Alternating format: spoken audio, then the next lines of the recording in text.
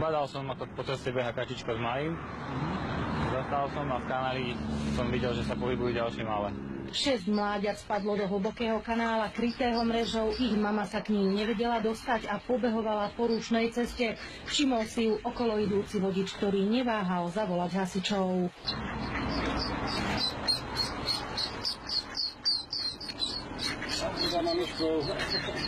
Moje, aké si rýchle. Upozorňovali odstavenými blikajúcimi autami okolo idúcich vodičov na to, že sa na ceste niečo deje, aby spomalili. Ďalšie mláďa uviazlo na druhej strane cesty. Hasiči liezli do kanála popri autách, ktoré cestou prechádzali. V premávke si tak museli dávať pozor aj sami na seba.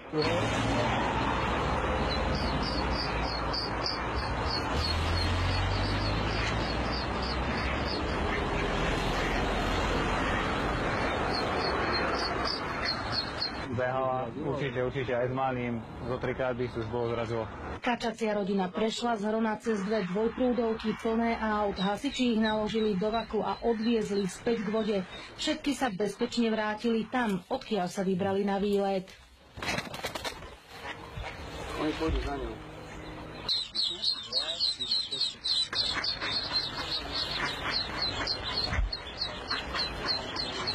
Z Banskej Bystrice Katarína Kováčiková, televízia JOJ.